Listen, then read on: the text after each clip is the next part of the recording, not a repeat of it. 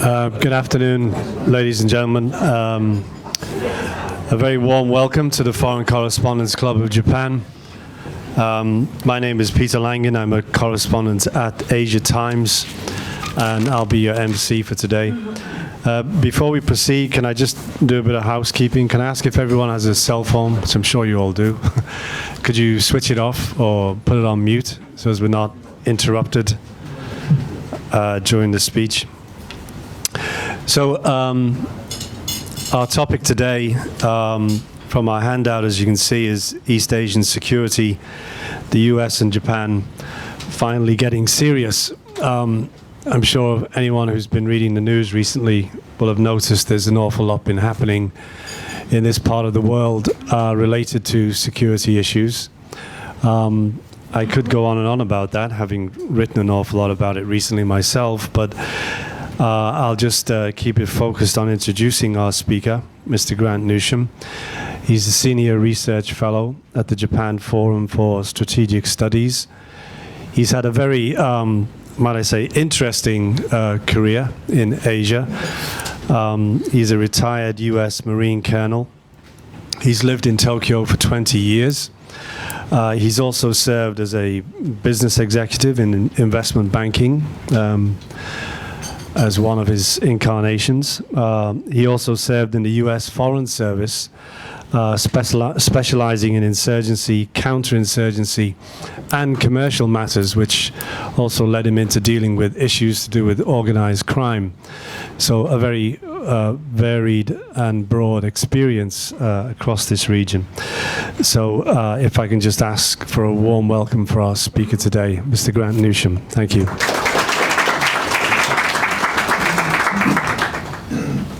Okay, thanks very much, Peter. I'm actually very delighted to be here, more than one might imagine, because I've been coming to these lunches off and on for about 25 years.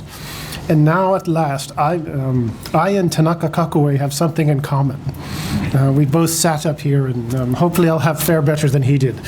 But what I'm going to talk about, you know the subject, but the way I'm going to approach it is I'm going to first just give a very short overview of the region as I see it, and sort of the fix, or the trouble that we've gotten ourselves into, and then try to talk about what can be done about it. And the way I would like to do it is I'd like to give some concrete examples of particularly things reporters might consider when trying to assess whether the Americans and the Japanese are serious.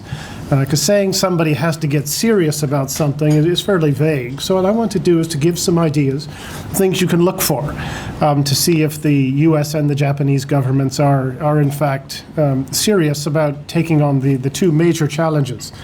What I'd like to do is, I've only got three and a half slides, and a map is usually helpful to get a sense of the region. And so you'll recognize where things are and where the trouble is. And first get to just getting right into it. You see the South China Sea down below. China is within a hair's breadth of having control of the South China Sea. I think they've in fact now got de facto control of the South China Sea, which is pretty good work. It's bigger than the Mediterranean Ocean. And at least until a little while ago, it was international waters open to everybody. Now, if you go up a little bit to the East China Sea, just above the South China Sea, that's coming next. China's putting pressure, is putting pressure on the Japanese. You're starting to see more Chinese ships coming in. They're going places they never came before, and they're doing it more often. And one might say they're tightening the noose, or tightening the knot up in the East China Sea. And in fact, inside that entire first island chain, you can see the dotted line on the left. China's done a pretty good job of coming to dominate it, or potentially dominating most of it. And that's just for starters. Once the first island chain is sort of under control, then there'll be the second island chain. It's not as if we'll be happy with the first and then go on to the second and then leave it at that. And this, they've also, it's not on the map, but they've actually leapfrogged a bit. In the Pacific Islands, Tonga, Fiji, Vanuatu, China's done a very good job of asserting their influence down there via a predictable, customary pattern of first commercial intervention, which brings along with it influence, corruption, and the organized crime as well. And the military aspect is never far behind in that. So they've done a good job actually down in the South Pacific as well, whilst the Americans have paid almost no attention to that, unfortunately. And all this has raised doubts within the South China, within the region, with America's partners or allies or potential partners and allies, doubt over America's commitment to the region. Obviously, the Philippines, problems there are well known, but Thailand also has shifted to China, partly through the U.S.'s missteps following the coup. Cambodia's, of course, hopelessly bought off. You have, and even in Australia, there's talk about whether or not it's good to be so close to the Americans, because there's money to be had from dealing with China. In Taiwan, of course, under immense pressure. Malaysia, at least as long as Najib is around, the Chinese have made some very nice inroads there. So this is all, it's undercut the U.S. position in Asia. And I say it's raised doubts about that. Now, in what you see, no matter how you look at it, China's military development over the last 15 years has really been impressive. Both in terms of the sort of the scale of it, but also the capability advancement. And one way to consider this is Saddam Hussein was able to buy a really impressive military. He bought the best stuff available, but he didn't know how to use it. Unfortunately, China does know how to use this, so it's very different. So you have both the quantitative advance, and there's a qualitative aspect too, which one has to be in awe of to some respects. So you're seeing a more confident China. It's even more insistent on getting what it wants. Now, none of this actually came out of the blue. It wasn't as if nobody saw it happening. Nobody. Or couldn't have seen it happening. And what we've seen really is as I see it, really the results of almost a 45-year science experiment. And the idea was, and I think Henry Kissinger and Richard Nixon get some credit, the idea was that if we accommodate the People's Republic of China, it will inevitably liberalize. It will realize the advantages that come of fitting into the global system, and that it would really transform China into something more to our liking. I would suggest that almost half a century of empirical evidence suggests this science experiment may not have played out the way it was expected.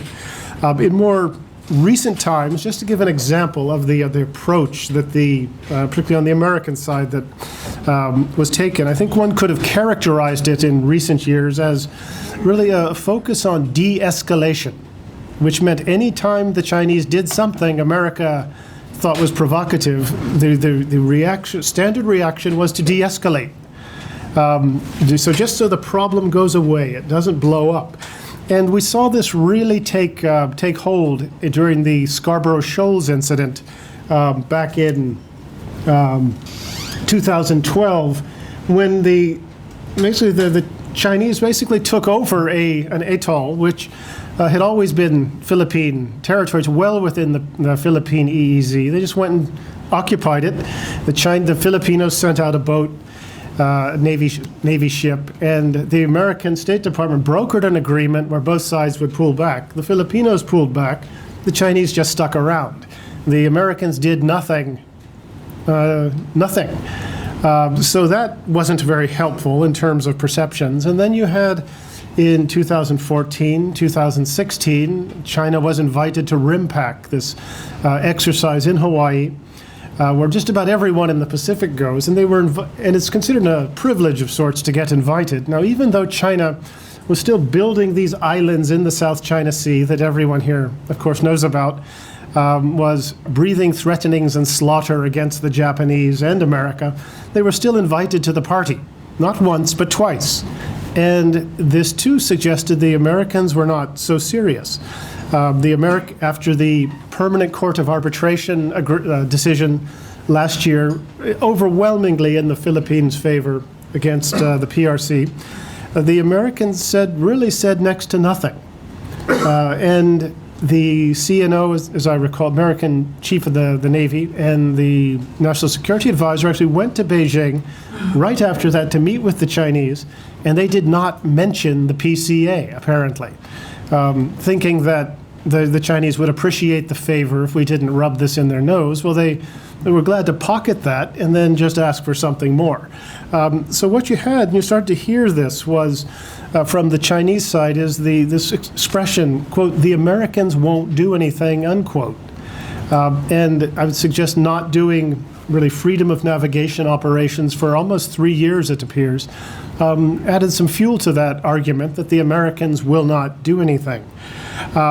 So as I said, this was not really unforeseen what is going to happen in terms of Chinese advancement. There was, of course, the pivot to Asia that I think everyone's heard about, but that sort of reminds you a little bit of a teacher going into a really wild classroom where everyone's misbehaving and yelling and screaming. The teacher tells them to stop repeatedly, and then finally, this is where I think it is the pivot. She says, "Look, I'm really serious. This time I mean it." Yeah, okay. The pivot wasn't entirely ineffective, but it really didn't. It lacked substance, to put it nicely. But that's where we are. Now North Korea is the second big thing, as I see it, in Asia, and it's been 25 years of the Americans, principally the Americans, taking the lead, trying to figure out some formula of inducements, of pressure. Some negotiations, trying to figure out a way to talk it out with North Korea so they could fix things, and just have the North Koreans say, well, we give up. We can have our nuclear weapons. We're not going to do this stuff anymore. Or that the idea was, well, China's going to help us out because everyone knows China wants to help us out if we just say the right whatever. So neither of those two things have actually happened. And they may have been based on two incorrect assumptions. One of them being that the North Koreans actually wanted or were willing to give up their nuclear weapons or their missile technology. That may have been mistaken. It clearly was. And there was also the other mistaken assumption that the PRC actually wanted North Korea to give up its missiles, to give up its weapons. One might suggest that after a quarter century of really not getting any help from the Chinese, that maybe this too was sort of misinformed. It has been disappointing, actually, to see that particularly the Americans, squander opportunities to actually do something effective towards North Korea. And I would cite the Banco Delta Asia business in 2006, when the Americans put very effective pressure on a North Korean affiliated bank in Macau, and it was really effective, and it was also affecting the Chinese, who were screaming bloody murder over this. The Bush administration actually decided they didn't like being successful, so they actually canceled the sanctions on the bank. They gave the North Koreans their money back, all apparently in exchange for a promise to go back to the negotiating tables. So what I would suggest is that whilst we are where we are, it's been a bipartisan achievement, particularly on the American side. And with North Korea, unfortunately, it does seem at this point as though it is just an engineering question. And with trial and error, North Korea will eventually get where it wants to go in terms of nuclear and missile technology. And one more slide, just to give a sense of the area we're talking about. Except for that sort of a chunk at the top, this is really where China has been able to quite effectively assert its influence, assert its dominance. And I would say it's just a nice graphic for getting a sense of how much they've been able to do.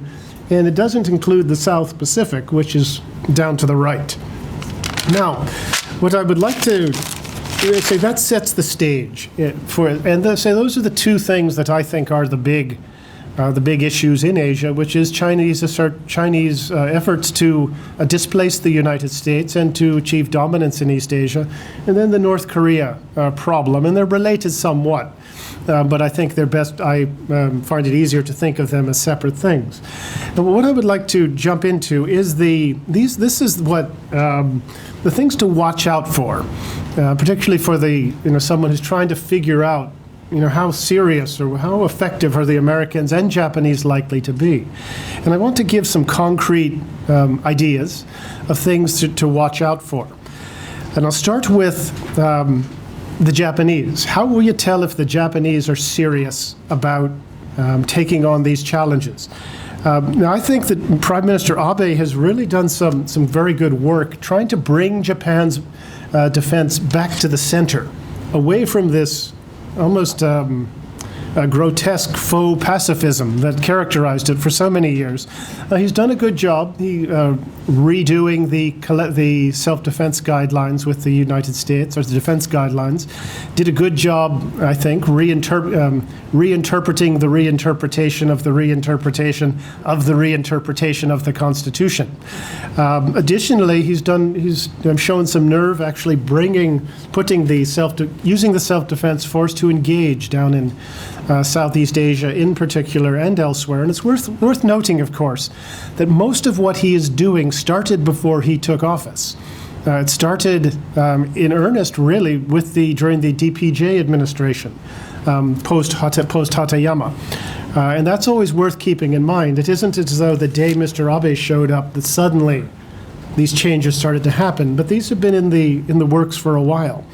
Now, here's what you look for.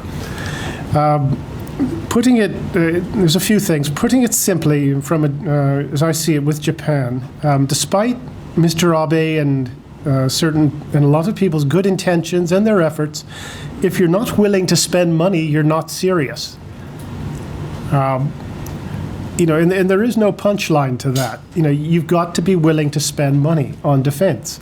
The budget increases that Mr. Abe has supposedly, that he has gotten, have been illusory. They don't amount to much. Even if he gets everything that he wants, he will have brought Japan's defense spending back to about where it was in 2002. So the amounts, when you hear Japan has increased its defense budget, you would need a certain type of shady accountant to argue that this was a lot of money that they have spent. What I would suggest, Japan, roughly a back of the envelope figure, that having underspent on defense for so many decades, say Japan needs to start spending about 5 to 10 billion US extra for about each year for about 5 years to get things back on an even keel. Now, a question you ask is, well, what should they spend it on? Don't spend it on hardware. If you do spend it on hardware, you'll find the cost of hardware goes up by the amount you have increased your budget. Spend it on training and troops. The JSDF needs to do more training. It really is hamstrung because it doesn't have enough money.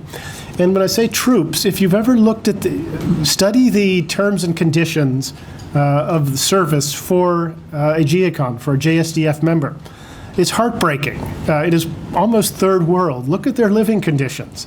If you spend money on the people, you're going to get more out of it, out of the whole thing. And Ronald Reagan actually learned this lesson, actually demonstrated this. But this is where the money, really, the bulk of any extra spending should go to start with. Make service in the JSDF sort of a more attractive proposition. And that you'll find that that's a very helpful thing to do. So you got to spend money.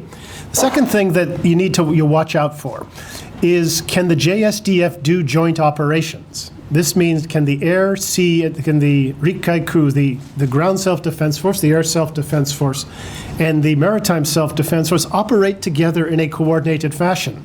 And I'll bet there's people saying, but they can. Well, the answer is no, they can't, except in the most simple, benign environments. And why this is important, I'll demonstrate it using this piece of paper. Okay, now suppose this finger's the Army, this is the Navy, this is the Air Force. And my mission is to throw this piece of paper somewhere. Now, if I use the Army alone, I can't really do it, kind of, not really. If I use two, I can kind of throw it. If I use all three, I can control it quite well. And that is commonsensical. And if the JSDF cannot do joint operations, then people are fooling themselves to think that it is as effective as it needs to be. There has been a prohibition for many years, particularly in the Marine Corps, on saying this thing so plainly, but I'm free of the commissars, so I can actually say this. So look for joint operations. A reporter should ask, well, can we go see the joint headquarters? Can we go see the joint task force, say, to defend the Nansei Shoto, the Southern Islands? Well, there isn't one. The day there is one, then you'll know progress is being made and the people are serious. Can the JSDF work hand in glove with the American forces? That's another thing to watch for. The navies can pretty well. Beyond that, no, they really can't. And that needs to happen. We talk about what great friends we are, but I'll tell one anecdote from the Operation Tomodachi to give you a sense of things. Now keep in mind the Marines and the Army have been in Japan forever, since August 17th, 1945. And when the Marines got up to Sendai to help Northeastern Army with the tsunami relief, do you know what the JSDF response was, the Japanese Army's response? It was basically, who are you and what are you doing here? Now, after 60 years, they should have had some better, more familiarity with each other. So this remains really a fundamental shortcoming, is this lack of ability of the American forces and the Japanese to work together, really the way we used to with the British before they decided they didn't want a military. No, I'm joking, I couldn't resist that. But it needs to be that kind of a relationship. It can vary, of course, in the specifics, but that will be a sign that both sides are serious when they can actually do that and not just declare everything to be fine. Additionally, the defense guidelines that were reviewed, they call for something called an alliance coordination mechanism, the ACM. And the reporter might do well to ask, well, can we go see the ACM? You may have a long look. You'll have to look pretty hard to find it. And what you may be told is, well, if something happens, we'll get together and talk about it. Which is another way of saying we're going to wing it. And that doesn't work very well as sort of a military strategy or a plan. So look for something concrete in terms of an alliance coordination mechanism. Okay, now I've just savaged the Japanese, and now I'll go into the Americans. And this is what you look for. But first, as I noted, America is in the process of being I think, of being sort of elbowed out of Asia. And I heard it described the other day in very interesting terms. It's, if you get on an airline in economy class and the seats are small, and next to you is what would be politely called a very portly gentleman. And he's in his seat, and you get in there, and you suddenly, he's like oozing over into your seat, so you scrunch up a bit. And his blubber just oozes over more. And you scrunch up some more, and you eventually just get kind of blobbed out of your seat. And this is kind of what is happening to the United States. So what to watch out for is, are we going to continue this 45-year science experiment where accommodation is the order of the day? Accommodate the Chinese so that they will become the responsible stakeholders we want them to be. Or are you going to see, and this is what you can watch out for, the Americans going to publicly state that they have core interests. I mean, everyone hears the Chinese have core interests, and they'll tell you them. But have you ever heard America say it has core interests in the region? Listen for that. Have you look to see if the Americans and any allies they can find are operating in the South China Sea, as I said, not just periodically, but all the time and in adequate numbers. Are they going everywhere they are allowed to go under international law, or are they backing off because China has illegally claimed some territory? Look for that. Additionally, and this is an easy one to spot, are the Americans and the Japanese conducting joint operations regularly in the East China Sea? Look for that. And that would be a very significant thing to show that both sides are serious, because it does potentially tell an adversary who covets the East China Sea or covets Japanese territory there that you run the risk not just of dealing with the Japanese, but with the Americans as well. And that will be something significant. It would be quite remarkable if the Americans and the Japanese started using two firing ranges which exist down in the Senkakus.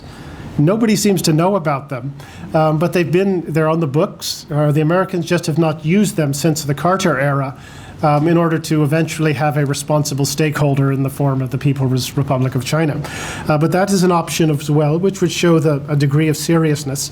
And there's more to it than just military. There is no purely military solution to this, but there's also, the military is important, but it's not the only one. Look for some on the economic front. You can observe this with the Trump administration. Look for them to declare that we're just going to impose a standard of reciprocity. What Americans can do in Japan, Chinese can do in America. Or excuse me, Americans can do in China, then Chinese investors can do in the United States. It's simply pure reciprocity. There will be no more WTO exemptions. If you see somebody trying to do this, that would show a degree of seriousness. Also, imposing real sanctions for intellectual property violations would be noteworthy. And that is pretty rare. I can't recall seeing that, actually. And even if the U.S. side did this retroactively, just took the 5 most serious cases from the past, imposed some punishment, then you would see a degree of seriousness. Also consider if somehow the Trump administrations decide that maybe something like TPP isn't all that bad and tries to revive that would show both imagination and seriousness. And so you also look for this, and this is another thing. Can you name a single U.S. government official or person in the political world or who is considered the voice of American interests and American principles? I suspect not. What you do hear is now and then a government spokesman express furrowed-browed grave concern over something somebody has done in Asia, but nobody who is the articulate voice of these things that America considers important.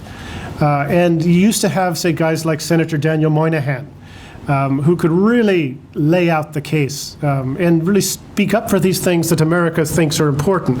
But it will be nice someday to see a person like that, and that would be another sign of seriousness. As I noted, this U.S.-Japan linkage really is key to a lot of things in Asia. And the more serious it is, the more concrete it is, along the lines of some of the things I mentioned earlier, militarily, but also politically and economically is very important. The more you see that, it's a sign of seriousness. And most of the partners in the region are watching quietly and nervously to see if America's going to do these things I've been talking about. They want to get a sense of just how serious the United States is. The last 2 things that would be good to do is have on the U.S. side reread the Taiwan Relations Act and what it requires the United States to do for Taiwan. Somebody I talked to about this mentioned, well, they don't need to reread it, they need to read it in the first place. Because Taiwan is a priceless example that Chinese people can handle consensual government, rule of law, and individual freedom. So we watch for how the U.S. policy towards Taiwan plays out. And finally, the last thing we could do is help China out with this, help President Xi out with his anti-corruption program.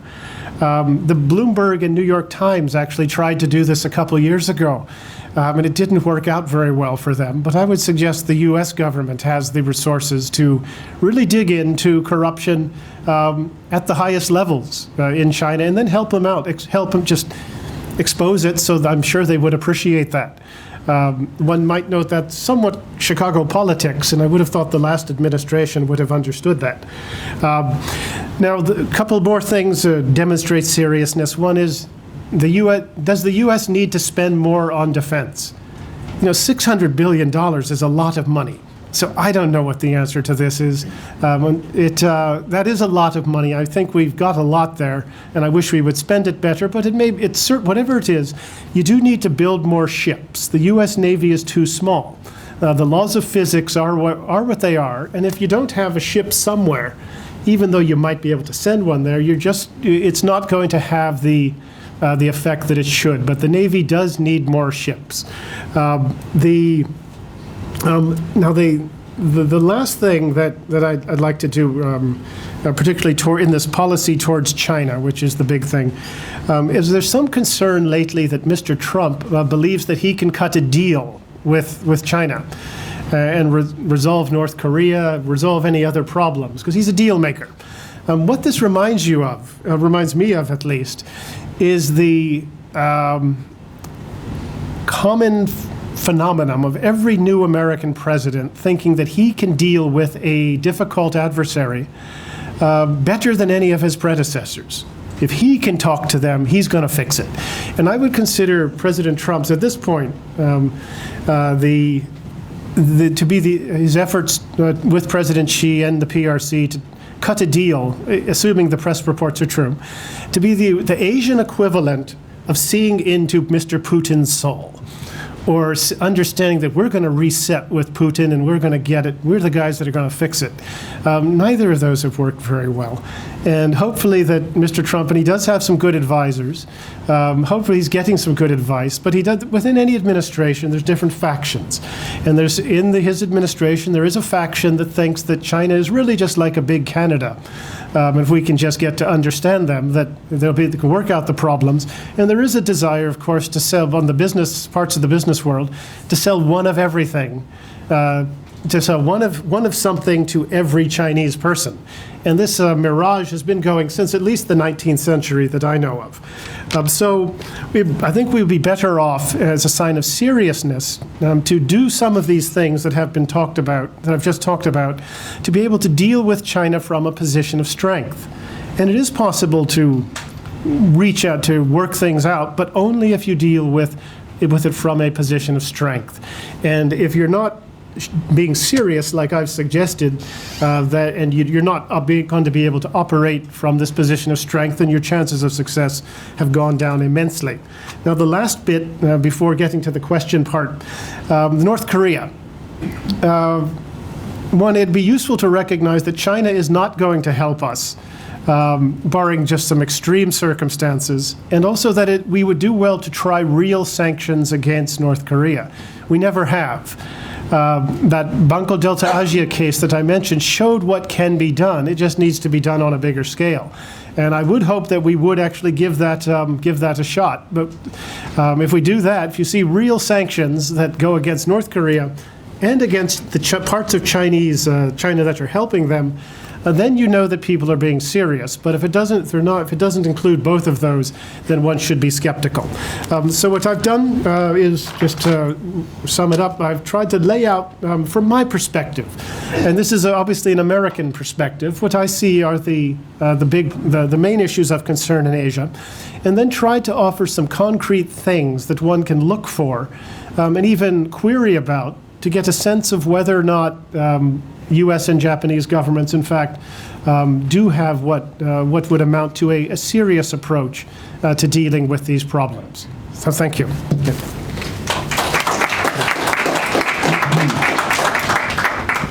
Thank you very much, Grant. So we'll open the floor to questions. If you can introduce yourself and who you work for. If we have time, we can journalists first. After that, we can open it to anyone else who has questions in the room. Todd? Just raise your hand if you have a question. My name is Crowell, and I'm the author of The Coming War Between China and Japan. My question is this. Vice President Pence is on the aircraft carrier Ronald Reagan saying the sword is unsheathed and ready to fall.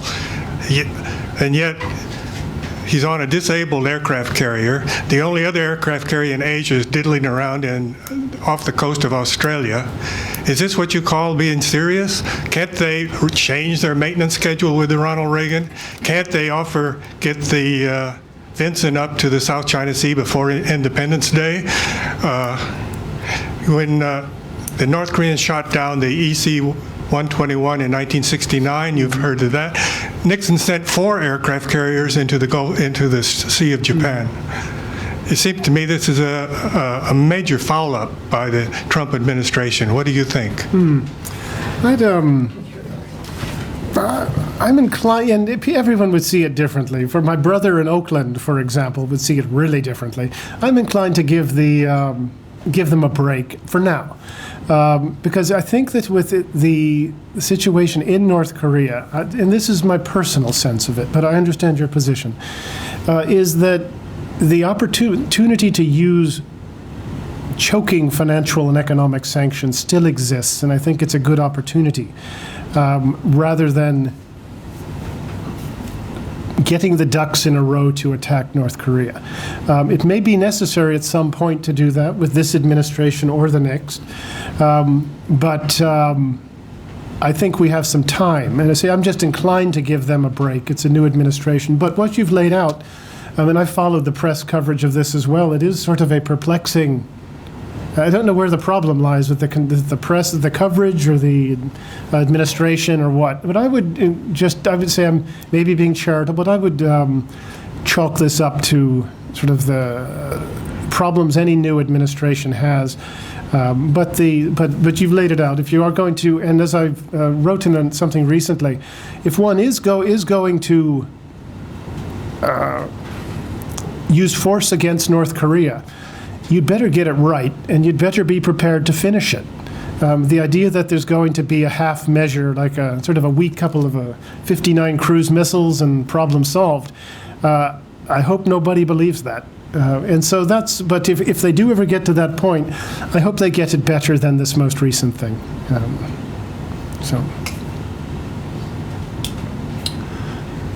Any other questions? We can open it to the floor. If not, I'll wade in. I've got a couple, actually, Grant. First of all, it's often forgotten that Russia has a border with North Korea, a very small one. But, I mean, I know things are very difficult, as it were, right now between the US and Russia. But is there any angle or leverage there over North Korea, or I don't know, an opportunity for Russia, if you like?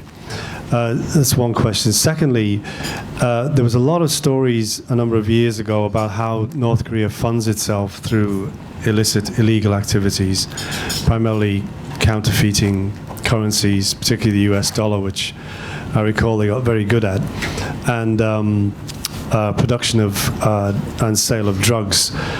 Is that still going on? And could you sort of elaborate a little bit about how that works and how to choke it off? Thank you. Okay, with the prospects of sort of using Russia as leverage over North Korea, or I'm not so sure that. Maybe eventually, I think if Mr. Yeltsin were to come back as president, we might. But I think with Putin, I think it's still, it's hard to imagine that happening.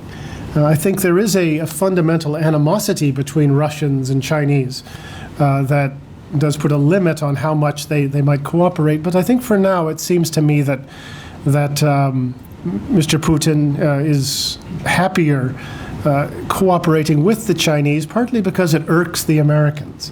The same way that he doesn't mind helping the Iranians, even though they're an enemy of Russia ultimately historically, because it irks the Americans. So I don't see that opportunity just yet, but things do have a way of changing. But personally, I just can't see that. Regarding how North Korea makes money, you've laid it out, how they do it, and they have a range of illicit and licit activities that bring in cash to the regime. And keep in mind, a regime like this doesn't need a whole lot of money to keep itself going, particularly if you're willing to really mistreat a good chunk of the population. You can get away with a lot less than another kind of government would need. But some of the illegal activities which you talked about is illegal drug production, manufacture, and export, a good bit of which actually flows out of China, some of it through South Korea as well. They have the counterfeiting racket has been going on for a good long while. That most people know about. Counterfeit cigarettes has always been a big money spinner for the North Korean regime as well. It has just made them huge amounts of money, and a lot of that has been done through China, with China, through China as well. Those are a few examples. The legal activities are actually some of the kind of interesting as well. And after the murder of Mr. Kim's half-brother in Malaysia, you heard all the reports about these Korean restaurants. And North Korea runs this chain of, basically a chain of North Korean restaurants all over the place that make it money. And it also exports somewhere between 50 to 100,000 North Koreans as laborers, sort of forced laborers, overseas, though I presume some of them considered an improvement over life in North Korea. And these guys make money working on logging projects, mining projects in the textile industry in Eastern Europe recently. But there's been Korean workers in the Russian Far East for a good long while, some thousands of them. And this is sort of the equivalent of if the old Soviet Gulag, if they let people out to go work overseas under strict control, and then the money went back to the Kremlin to take care, to make sure they had enough caviar and Mercedes-Benzes. It's sort of a strange thing to imagine is allowed to happen, but it does. But those are, this combination of illicit and licit activities that North Korea uses to make money. Another example in Mongolia, probably 4 or 5, maybe 5, 6 years ago, there was a sort of a hotel that was built sort of out east of the capital. This was done with North Korean labor. And one of the interesting sort of anecdotes or bits from that is they built the hotel, and afterwards some official of some level from North Korea came, and he gave the pins to the workers who had done a good job. And an guy who was there said, this was, you could see they were pleased to get these pins. So it gives you some sense, it's sort of an anecdote that gives you some sense of the dynamic. But also they made some money working doing that project in Mongolia. Now what you do about it, it's never been any secret to any reasonably competent intelligence service, which sometimes seems to be in short supply, to find the North Korean operations that are going on, the front companies, some of them either operating openly or under incredibly weak cover, find out where these are, go after them and close them down. And there's all sorts of ways you can do that, not least give a country that is harboring them, using them, such as Taiwan, surprisingly, Malaysia, Singapore even, give them a choice. Well, you can do business with us or do business with them. Most people would probably choose the United States, but there is this whole range of this network that makes money, that the North uses to make money, that could be quite easily identified and targeted should an effort be made. It's really not that hard to figure out. Yes, Daniel.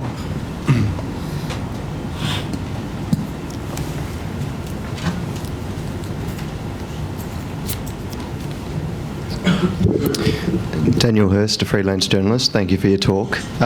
2 questions. One is about you've advocated stronger sanctions, actual, sanctions with teeth, which you say haven't been done before.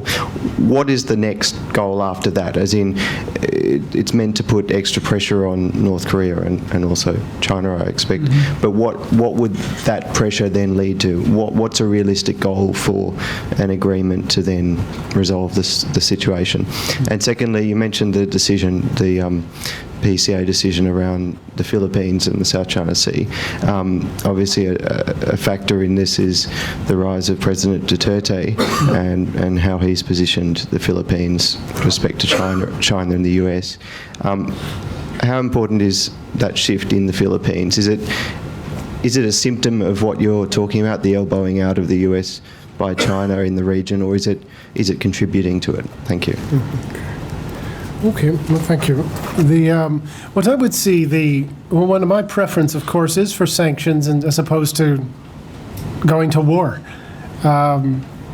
that's how I would prefer to do it. At least give them a try. They've never been tried. What I would see happening is if you could, because really the lifeblood of any regime like this is money, is finances. And if you can squeeze that, it makes it harder to get along. It makes people in that ruling elite that benefit from this. It tends to create fissures. And the ideal would be that this would cause a change in behavior, especially if combined with China taking this seriously at last, to put pressure on the North Koreans as well. And the idea is not it's not regime change, but rather it is to resolve this problem with nuclear weapons and North Korean missiles. It is worth noting that the PRC has contributed to both of these things. It'd be nice if they were to stop it. But really, nobody quite knows how it would play out, but it is a better option than the other options which currently exist today, or at least the main ones that are being talked about.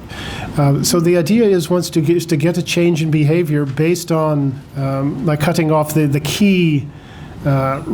key sort of source of oxygen for this regime, which is finance, is money. But it does require, once again, the Chinese to get serious, in effect. In terms of the Philippines, one can debate which came first. In terms of what do you call it? Was it because of the American non-response at Scarborough Shoals, the Americans doing nothing after the PCA agreement that sort of pushed Mr. Duterte over the edge, or was he already inclined towards China? He was already inclined towards China, based on his background, if you know about that. But at the same time, there is some and I would go into this camp, but I think there is some evidence that it was this. The United States doing nothing after this Philippine territory was seized that I think shaped his thinking somewhat. But there's a chicken and the egg kind of angle to it. But I think it was this failure of the U.S. to respond, which was demoralizing. If you put yourself in the position of somebody in that area, say the Philippines or a nearby country, and you see, well, the Chinese Coast Guard just came and took this place, and the Americans did nothing other than express furrow-browed concern. It does tend to raise some doubts, whereas looking at it as an American, I tend to think, well, we'll of course do what we say. But depending on one's position, it can be viewed very differently.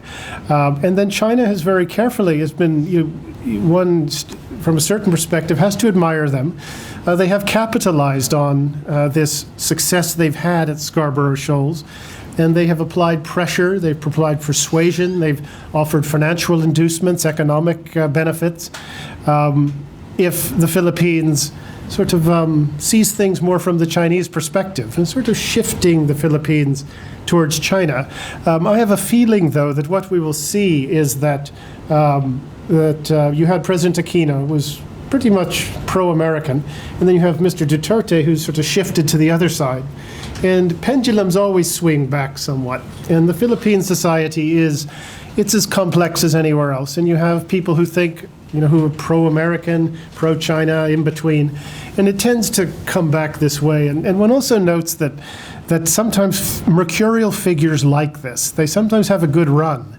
And then it often tends to not be a very good run. And think of Donald Rumsfeld, for instance. Remember, he was on the cover of Time magazine or something as the man of the year, the sexiest guy alive, or something. Maybe it was People magazine. And he just couldn't do wrong. And then 12 months later, nobody even wanted to be seen in the same room with him.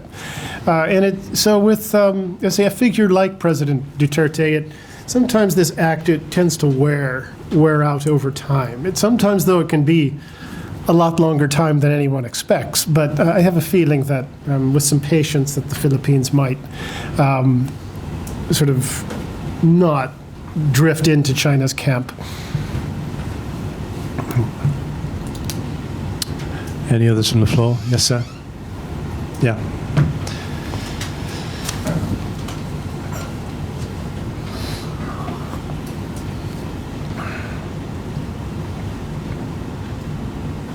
Yep.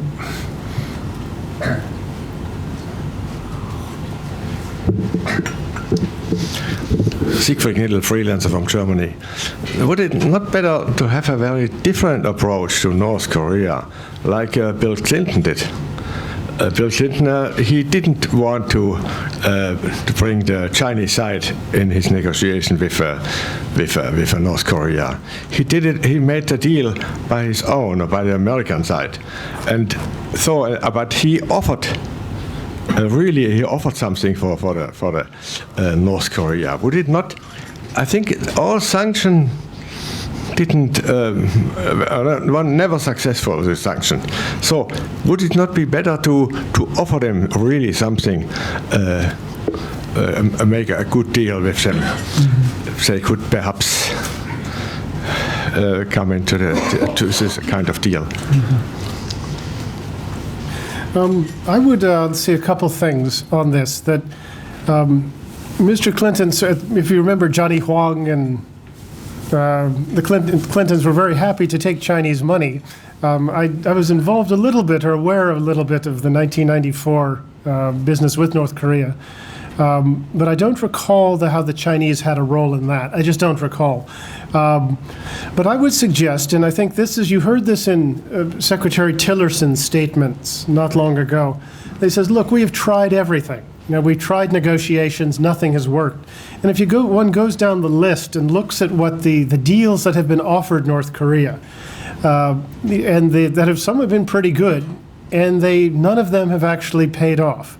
And that with the leap year, that agreement the Obama administration tried in the early days, that the North violated it almost immediately. And there is at some point a frustration, or just a sense that, well, nothing else has been tried. And that's where I would suggest and I've suggested the sanctions have not been tried in the way that they need to be tried. It was that Banco Delta Asia case which showed what can be done. I would be inclined to go find David Asher and Stuart Levy, these two wild men who actually were behind the Banco Delta Asia case, and bring them back and turn them loose. At least give it a try. I would suggest that sanctions, they worked against Rhodesia. It took some time. There was a military aspect to it as well, but the sanctions did hurt. And I am actually kind of a believer in them, and I think against North Korea they might work, and I would be inclined to give those a try. But it has been, once again, Secretary Tillerson's statement, I think, represented a wide swath of thinking on both sides in Washington, that nothing's been tried. To their credit, the Obama administration did, they tried, they did their bit. They tried to work out a deal, and it just blew up in their face.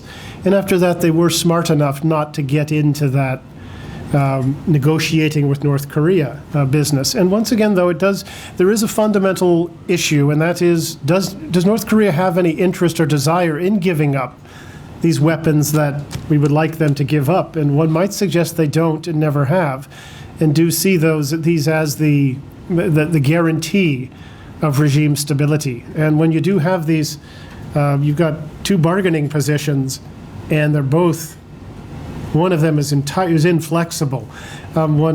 It doesn't bode well for how things play out in the end. And could any American president allow this situation to exist without doing anything?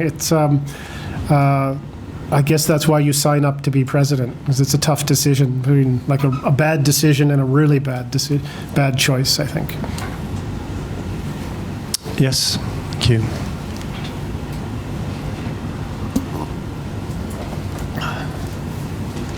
My name is Kyoko Hasegawa, working with AFP. Thank you very much for your briefing. Could you be more specific about how your proposal of financial sanctions works on China? I think I can understand how it works for North Korea, but for China, a big country. Thank you very much. What you do is you identify. There's a couple things. First, you identify Chinese companies and individuals which are directly involved in assisting North Korea in their weapons program. And if you want to even make it stricter, you can go after every company that is doing things contrary to either U.S. sanctions or UN sanctions, and that would cast the net a bit wider, and even track this back to, you'll often find a government connection and go after that as well, and that would be a way to do it, but it has to be done, and figuring this stuff out is not hard to do. Just recently, both Washington Post and New York Times have did some very good articles that have laid out in some detail exactly what assistance China has given just to the North's weapons programs. And the thing from all of these reports is that this has been widely known for a long time, and yet nothing's been done. So even just going against what you already know would be a major step, and also publicize the daylights out of this. Don't ignore it, and don't pretend that the PRCs, the government has no idea what's going on. But one does need to speak clearly about what's at stake. And once again, doing all of these things, it may seem impolite or ungentlemanly or causing, just stirring things up, but look at the alternative. If the alternative is to do this or have some fighting on the peninsula, I would suggest doing this is the better alternative. But it really is a very, very simple intelligence matter to really get the precise details of what Chinese entities are doing to assist North Korea. And then and this is where the Banco Delta Asia effort was so effective, was that it effectively delinked North Korea from the US dollar network, which means that anybody that wants to deal in US dollars has a choice. We either don't do business with we either do business with North Korea and do not have any access to US dollars, or we cut off North Korea and keep doing our business. Most companies that's not a hard choice to make. But it is that delinking from the US dollar network that is potentially extremely effective. It was very effective against the Iranians, the threat of it, not so long ago. So those are the key things, is to identify and punish and use the US dollar network as the basis from which to present these companies with a stark choice. Okay, can I have another question? No one else on the floor, I don't think. I was talking with somebody recently about this, and they came back at me with, well, the way you're looking at this from like this map, as it were, is very much the US Western viewpoint of it.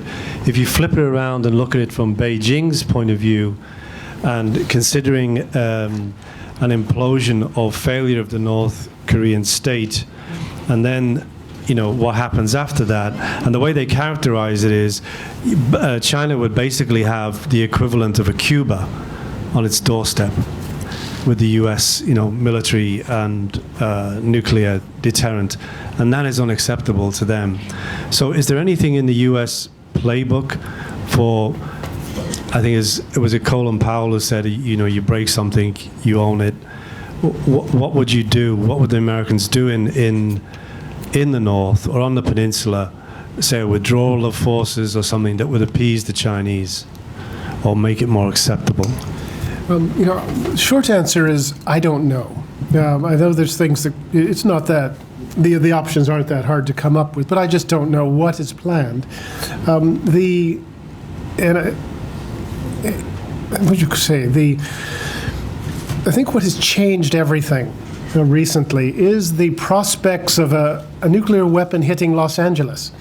And that is, even until fairly recently, this was considered something that maybe someday. But now it's getting to the point where it's actually thinkable. And it has really hardened focused thinking in the parts of the US side to really consider the prospects of having to use force. With all the problems that are involved in that. What would actually come after that? I think the people have studied this and talked about it, but nobody quite knows exactly what would happen. And I'm not privy to any inside information about what the U.S. has planned in the various scenarios. I don't think anybody quite knows. I think it ranges from 59 cruise missiles doing the job to a war that kills 1 million people. And nobody quite knows. And it is one of the things about this North Korea situation is the severity of the threat that has appeared recently, and the sheer uncertainty about what to do.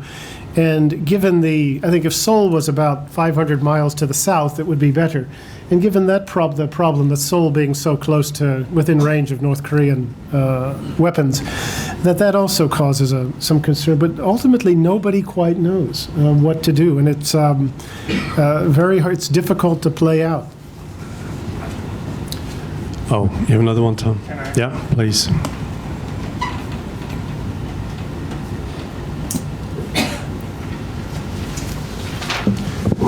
You talk about the need for the U.S. Navy to have more ships, but the question is what kind of ships?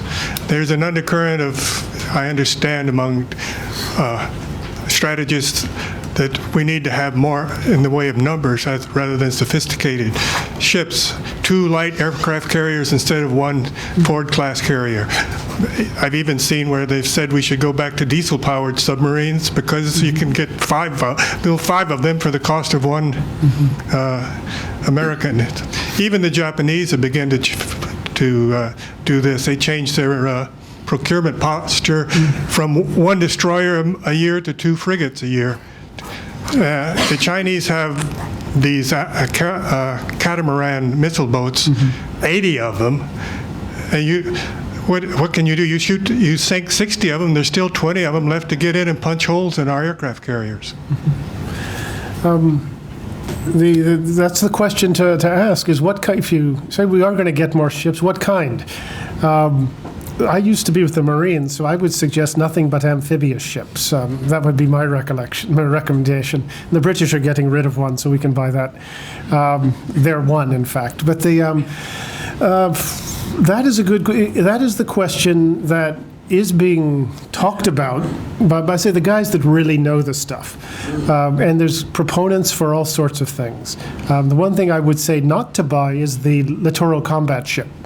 If we could return those to the manufacturer in exchange for almost anything, it would be an improvement.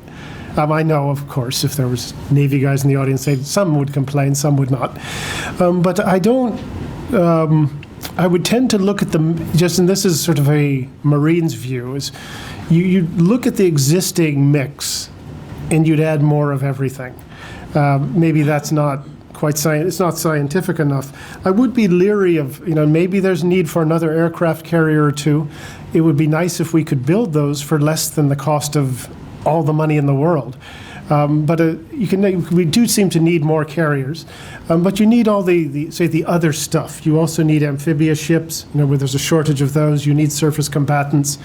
Submarines are always useful to have, but I think the existing mix, more of it is perhaps a very rough approach to it. But to also recognize there's no silver bullets to any of this. It's not as if we buy 3 more submarines and 2 aircraft carriers, problem solved.